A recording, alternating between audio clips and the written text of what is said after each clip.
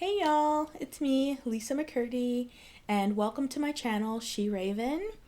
And on my channel, I talk about true crime, I talk about horror, the unexplained, and I love mental health, and I love, trying to give those of us that suffer from mental health, myself included, a voice and motivation. So I do a lot of motivational videos on that.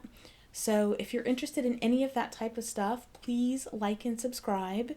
I always forget to say like and subscribe. I just always forget it, but it's really important in the YouTube world.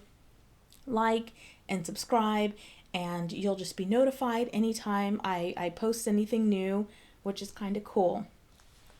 This is my fourth podcast. Yay!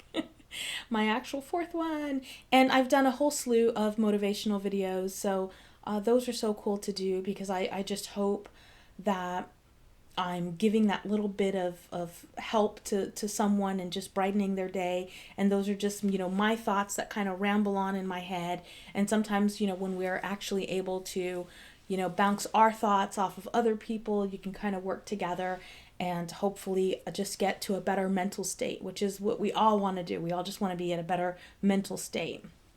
So, like I said, this is my channel, She Raven. Please like, please subscribe, please, fingers crossed. And this is episode 4. This is going to be a full episode podcast. And this one is going to be true crime. This is a story that has haunted me since I heard about it.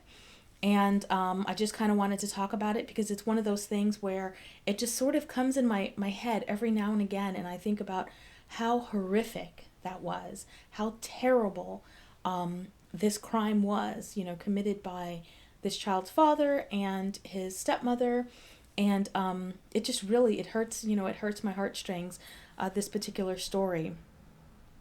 So I think I got all the basics out of the way. I hope I did. And if not, I'll just remember and I'll do it later. So again, like and subscribe if you want to hear true crime.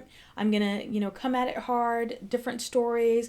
If you want to hear horror stories, I'm also next week well, it is next week, but next month, which is next week for October, I'm going to try to do some fun October stuff. I'm going to try to go to some of the local graveyards here in Texas.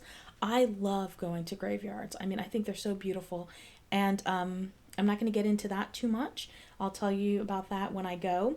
So that's going to be more of not necessarily a podcast, but it would just be me there and, just kind of going through the graveyard and things like that. So like and subscribe so you don't miss any of that kind of stuff if you're into that kind of stuff. But episode 4, the horrific story of Adrian Jones, the boy who was fed to pigs.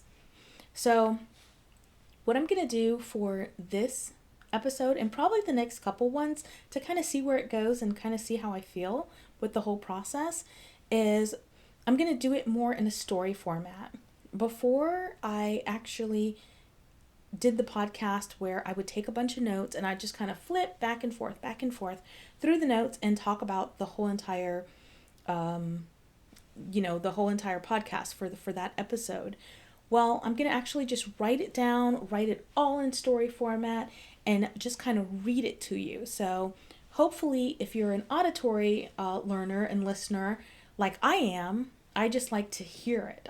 I'm not necessarily very visual. I like to hear it and kind of be able to meditate on it and really just get it in my brain. That works for me. So hopefully this format will kind of work. And I guess we're going to see. Because I think I like the idea of doing it this way. So I don't have the capability of memorizing a whole entire... Turn my phone off. I don't have the capability of memorizing a whole entire episode because there's so much information. And I know, lots of people do. Some people are just brainiacs and they can do all that kind of stuff. Well, I'm not a brainiac, not yet, so I cannot memorize it. So I've gone ahead and I've scripted it out. Usually everything has a script, though. I mean, most good things have a script. Even, presidents, when they're giving talks and stuff like that, they have scripts. So I have script.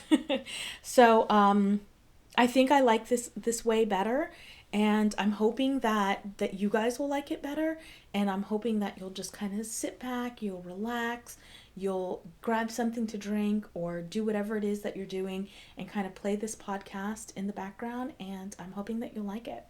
So, episode 4, The Horrific Story of Adrian Jones, the boy who was fed to pigs. Adrian Jones was only 7 years old. But in the short period of time on this planet, he was tortured to death and fed to pigs. Adrian Jones was the son of Michael Jones and Diana Pierce. For the first couple of years of his life, Adrian lived with his mother, Diana, in Lawrence, Kansas. He was removed from his mother's care after being found unsupervised. So he was actually removed from his mother's care, and so were his 2 siblings that were sisters. So they all were removed from their mother's care because they were found unsupervised. And the research that I did, I'm not sure if much more than that, but I've known a couple of child protective service people, and usually not just that one time or that one incident. But again, I'm not 100% sure. This is from the research that I found. So he was removed from his mother and placed in the care of his father, Michael Jones. So when Adrian went to live with his father, that meant he was also living with his stepmother. And his stepmother was Heather Jones. So that means him and his 2 siblings. They all, like I said, they all went there. When he went to his father's house, there were also step-siblings. So now there were a total of 7 kids in the house, and all 7 were homeschooled. Now, this is something that I, at least, have found happens a lot with abused and neglected children, is that they're homeschooled. And that, obviously there's one reason, and that's because the abuser wants the bruises. They don't really want people to see the bruises. They want the bruises to heal, those kinds of things. But I really never understood, if you know that you stress a lot and you become stressed and you need that extra time to sometimes decompress. We all need time to decompress sometimes. I never really think and can understand, why not send them to school for that, 6 to 8 hours, however many hours. And some schools even have, before and after care, that kind of thing, so that you can put your mentality back in order. You can do whatever it is that you need to do, or whatever little ticks, you can get that out. So that's always really baffled me as to why they constantly homeschool these kids. Again, like I said, obviously the one reason is because they don't want people to see the abuse that the children have endured. So this 7-year-old Angel, he's suffered abuse for the majority of his little life. But the abuse he suffered the last 9 months of his time on Earth was completely barbaric. In his father's care, Adrian went from a healthy little boy to completely emaciated. He was pale, rotten teeth, and dark circles around his eyes. He's 7. Now, his father's house had cameras all over, and these cameras actually captured the abuse that Adrian endured. And we'll talk about that a little bit later on. In this house of sadness, torture, and pain, Adrian was dehumanized. They took from him one of the main things that make us, that make us human, that make us connect. And that's your name. When you think about it, you meet someone, and one of the first things you do is you ask them their name. And they say, my name is so-and-so. That's who you are. And, they associate the name with who you are. Lisa is this, or Lisa is that. And even, myself, I am this, or I am that, or, just it's one of the most precious things that you can give to your child, because you think about it also. You think about it for a prolonged period of time. But they took that from him, and they started referring to him as the boy.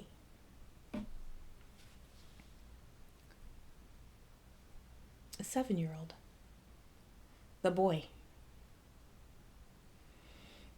I've heard adults, when they're mad at each other, say her or him, and it's because they're mad and they're upset, and they don't want to say that person's name. But 7, and now you're being called the boy. Some of the barbaric acts of torture they inflicted on this child was they made him stand alone for hours at a time with his hands in the air. He was forced to stand in stress positions. Those are positions that are extremely painful to the body, for the body to endure. Yet they had him doing it, a child. So, and it's hard because it creates so much pain. After a while, maybe someone who's really fit, they can do that, whether your hands are in the air. I know there's another one where you kind of bend and you crouch as if you're sitting, but you don't sit, and you have to extend your arms fully extended out. For someone who is really fit, they might be able to do that for a time, and it's supposed to help build core muscles and all of that. But for a 7-year-old, there's no reason to be doing that kind of thing. And this was inflicted on him as punishment. So they, this was something they wanted to inflict pain on a 7-year-old. Okay, so remember, there are cameras in every room of the house. And basically all of this abuse was caught on video. So yeah, on video. I'm going to put my phone over there. Of course, no one calls me, and then the moment I'm doing this, everyone calls me. So it was caught on video. They beat and tortured this child, and they actually had it on video. So there was a video that was found by the police, and in this video, Adrian was outside in January, wearing nothing but a t-shirt and pajama bottoms. In January. He was also shackled and couldn't move. There's also other videos showing the same type of treatment. Adrian forced outside with his hands and legs shackled. So this was one of their forms of torture for him. Tossing him outside, shackled. And I mean, obviously the punishment there is to be out in January, not dressed properly, out in the cold, out there alone, and then shackled. Goodness. They also had him tied blindfolded to a table. And they would also, another thing they loved to do was they would put cutting boards on his body so that he couldn't sit down. Okay, so a 7-year-old had a cutting board on his body. And I know you're thinking, well, what do you mean a cutting board? A cutting board. So you take the cutting board, or I guess you don't take the cutting board. 7 years old is really small. So the cutting board is probably about that big. And there are pictures of this. And they had it tied like to his chest and just, tied on there so that he couldn't sit. You can't sit when there's a cutting board on your body. They didn't feed him. They had an alarm on the fridge so they'd know if he was trying to eat. They forced him to eat bug and dirt-laced food. And they made him eat it with his mouth, like a dog. Sometimes they would, handcuff him or shackle, his arms or something like that. So the only way for him to eat whatever they were actually giving him would be to bend over and try to eat it that way, or they'd actually make him get down on the floor like a dog and eat his food. And they weren't even giving him food. They were giving him food mixed with dirt or bugs, or like, you can't even give this child something nourishing to eat. There was one video that they found where they had a plate of food in front of him, but they put a bar of soap in his mouth, so he couldn't eat it. I mean, these are pictures and videos that were found. He's got a bar of soap in front of his mouth. I mean, in his mouth, but a plate of food in front of him. There's a picture of him with a bloody mouth. So in this picture, all around his mouth is bloody and blistered. The picture is so difficult to look at because his swollen, bloodied, and blistered. Let me rephrase that. And what had happened, and his hands are all, blistered and swollen also. They had this makeshift cell that they created, and they put him inside of this cell, and he tried to eat his way out of this cell. So his mouth is probably 2 sizes too big for this, adorable little child, and blistered all over. He was strapped to an inversion table with handcuffs and bandages. The inversion table, a lot of people use that for back problems or exercising. It's the table that you lay on, and you can kind of flip back, and it's supposed to take pressure off the disc and stuff. But you don't, it's not a punishment, and you don't stay there for prolonged periods of time. But that's what they did to him. They just had him flipped over forever. On many occasions, they used a broomstick to beat him. There was a video of him being beaten in the face with this broomstick. There's a video documentation of him being forced to stand neck deep in a filthy, dirty swimming pool overnight. All night they forced him to stand in that swimming pool. And that alone is hard to watch, because it appears that he doesn't have, like any clothes on either. Not that that would help, but the pool is dirty. Who does that? Who does that to a child? Overnight. So meaning, you just wanted him. You wanted him to die. Everyone's inside, everyone's warm, everyone's sleeping, and he is neck deep in a filthy swimming pool all night. Adrian's stepmother, Heather Jones, became so callous, she'd actually admit to harming or disliking him on her actual Facebook page. She made posts about this on Facebook. She made posts about tasing him. And in one of the posts, she said that, sometimes she'd let that shock last 20 seconds. She also referred to an episode of one of her favorite TV shows where they shoot the child zombie in the back of the head, saying she wanted to do that to him. She's referring to him as the boy. This is Facebook. You would think, or I would think at least, that somebody would kind of look and say, well, don't you think that's a little harsh? What's going on at this house? But no. So Adrian was so deteriorated that he could no longer stand. So he's 7 years old, and now they've beaten him, they've abused him, they've tased him, they've, forced him to stand in these positions. He can't stand anymore.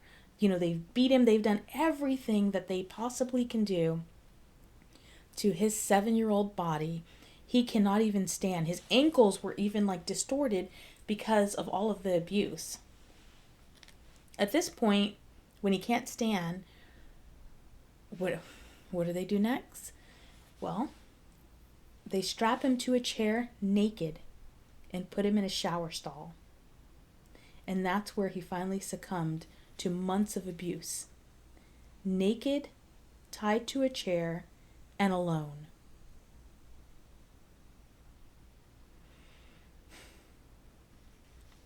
One of his siblings later told police that they could hear him screaming through a vent, "I'm going to die."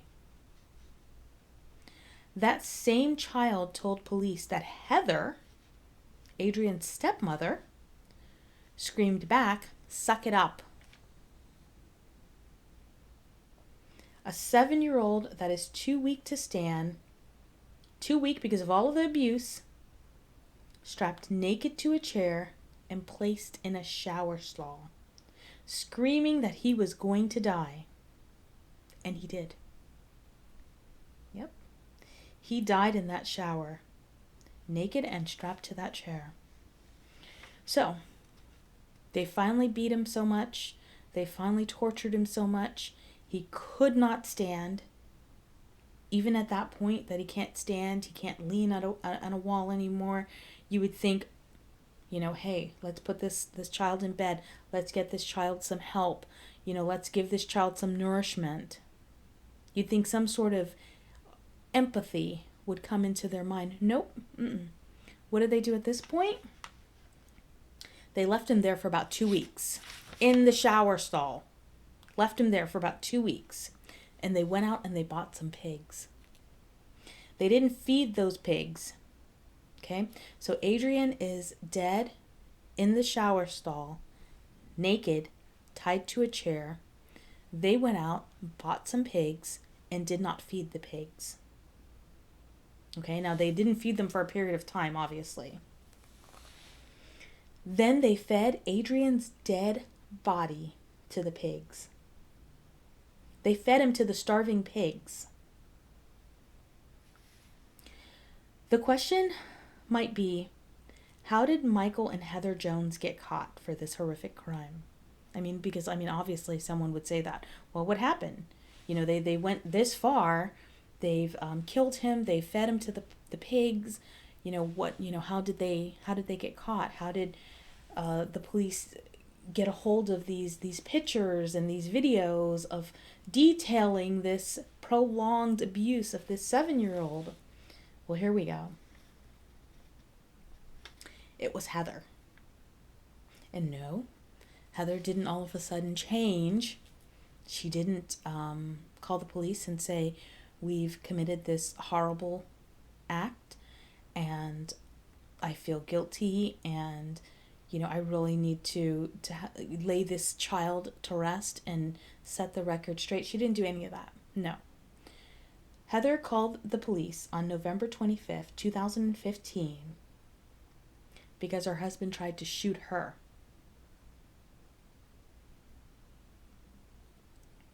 When police arrived, they found a filthy house, trash everywhere, bullet holes, rodents, syringes, and they found porn all over the house. As the police are there and they're investigating, because she's called because her husband has tried to shoot her, they're investigating.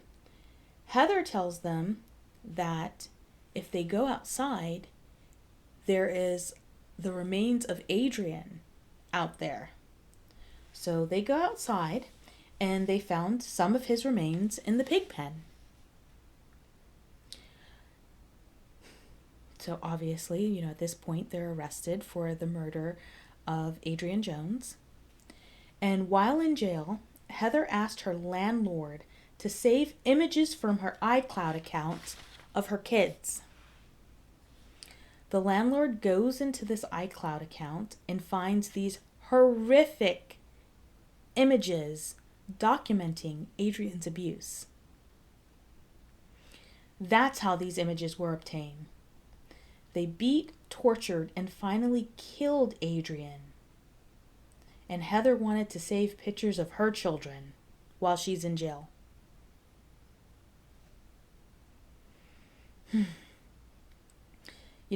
What kind of person keeps torture pictures? I mean, what are you thinking when you go into your saved account and you're looking for pictures of your kids? Because obviously, if Heather had these pictures there, I mean, at some point she would have had to, scroll through different pictures, getting to the pictures of her kids just in general. And you see these torture pictures of this child that you've tortured and you've killed, and oh my goodness. I just really can't understand that, because where is the empathy, or where is even the sympathy? Where is just anything? So anyways, that's how the authorities got possession of the pictures and the videos. It wasn't after they found Adrian's body. It wasn't after, they were arrested. They didn't say, oh, here, let me make a plea deal, or let me show you these, pictures and videos. It was because Heather Jones wanted the pictures of her children to be saved so she could have them. Yeah.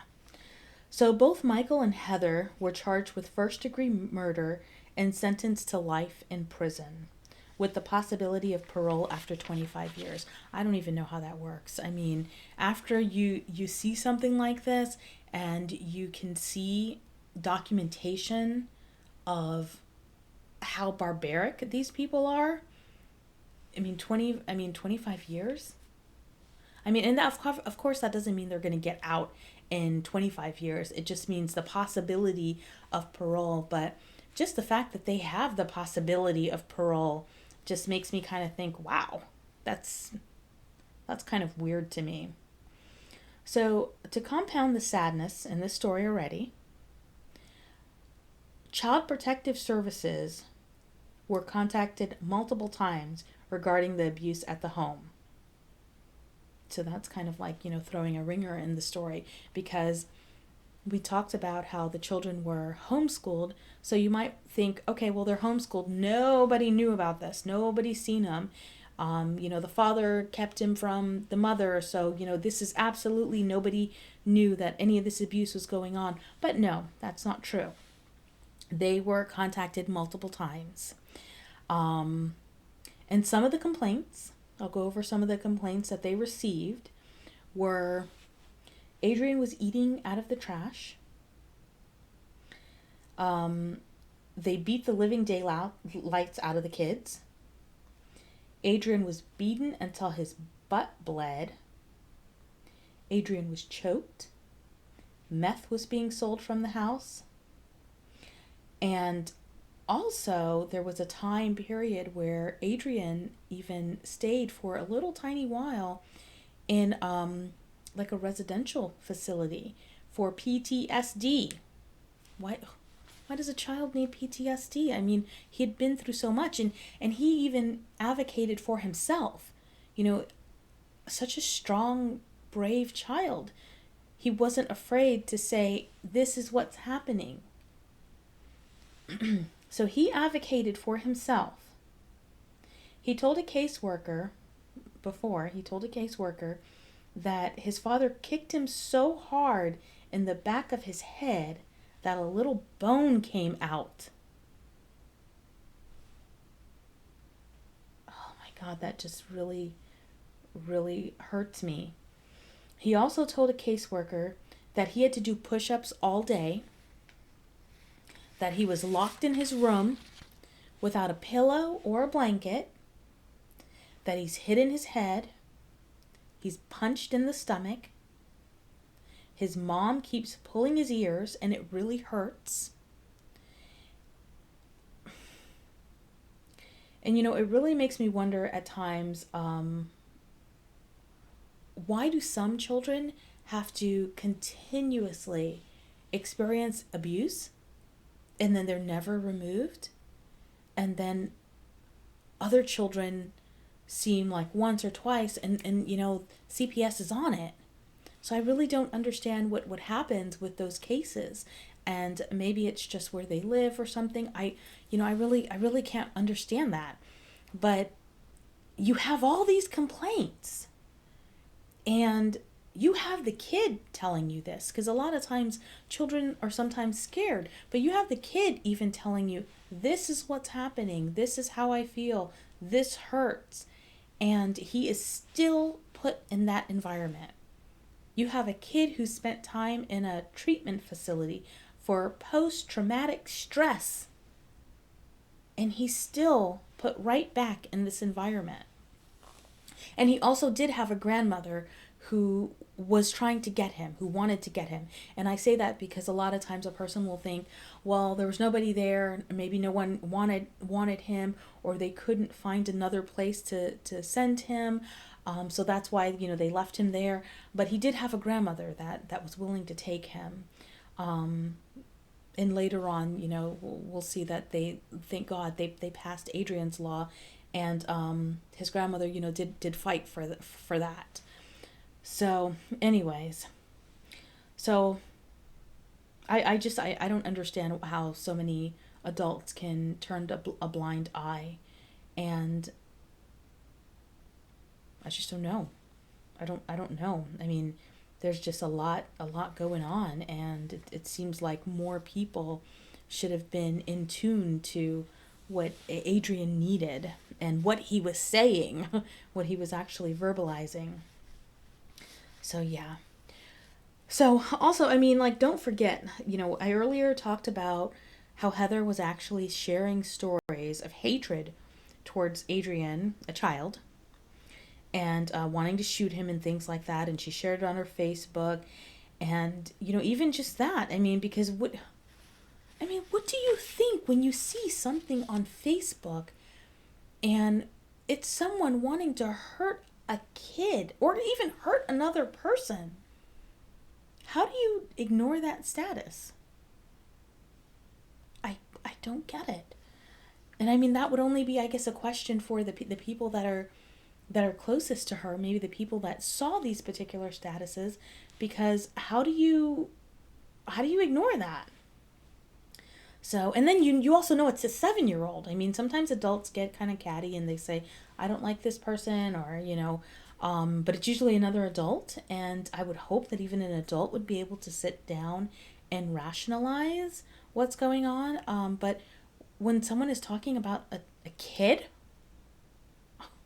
a kid of any age, it's just, I don't really understand that. So my heart and soul, it goes out to all the children worldwide that have suffered like this. Suffering and feeling that nobody cares. It's the ultimate feeling of hopelessness. You feel like nobody sees you. Nobody knows you're there. You have been reported multiple times to CPS. You've said multiple times, this is what's happening, this is what I need, and it's like nobody sees you. It's almost, I can't imagine how a child would feel, like you're invisible. So Kansas did pass Adrian's Law. That's what I was saying a couple minutes ago. They did pass Adrian's Law.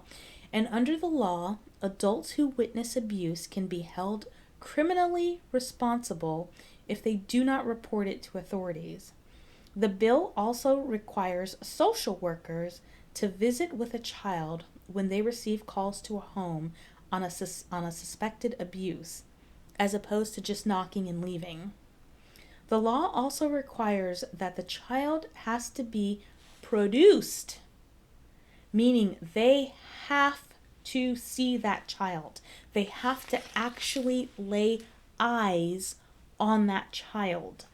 And that is something that we've kind of seen a lot of times with child abuse cases where, CPS might go and they might talk to the mom or the dad or whomever adult is there, and that person will say, oh, but he's fine, and, I did this or I did that. But now Adrian's Law for Kansas means they got to see that kid. So no more, he kicked me in the face, and they go, and if they knock on your door and you're not there, they coming back. They're knocking on your door again. They need to see someone, and they have got to see that that child, or they can be held responsible. And I think that's a great way to remember remember him and to honor him. And it's sort of sad because it shouldn't have come to this, but yeah, it's just this story is one of the worst. It's absolutely one of the worst stories, and it's just one of those stories amongst a lot that you can't get out of your head, because once you see images of someone being hurt or abused, that solidifies it, that etches that into your mind. And that's why I felt that, you know what, I want to do a podcast on this, because it's been in my head this whole time. And occasionally I could be driving, I could just be doing whatever. And I just think to myself, I wish I could have hugged him. I wish I could have told him, you are special and you do matter. And I wish that things had been completely different for him. But I also know that his law, and I pray that his law will help so many other children, and hopefully get them out of situations that like he was in. So I'm really glad that they pushed through and they were persistent with that law, and that they got that law passed, because Adrian's law, it's just it's a great way to remember his memory. And again, like I said, I mean, it's really sad that you even have to remember the memory of a 7-year-old in this manner. So yeah, I just wanted to share with you guys that story. It's one of my the stories that constantly just tugs at my heartstrings all the time. And the next podcast I'll be doing will be in October. And I'm, like I said, I'm in Texas, so I'm going to go around and I'm going to go to some Texas cemeteries because it's spooky season, and just kind of record. I absolutely love graveyards. I love just so much about them, and I'll kind of talk about that when I do that. So that won't be like a podcast. That's just going to be me out running my mouth like always. But it'll be fun. I mean, if you're into that kind of thing, it's completely going to be a blast. And please like and subscribe. That will, let you know anytime I post something new. And like I said, I do the true crime, I do horror, I do the spooky stories. I don't want to say I necessarily do about, aliens, because I mean, there is a ton, but I did do about the Lemurians. So I kind of just dabble a little bit in everything.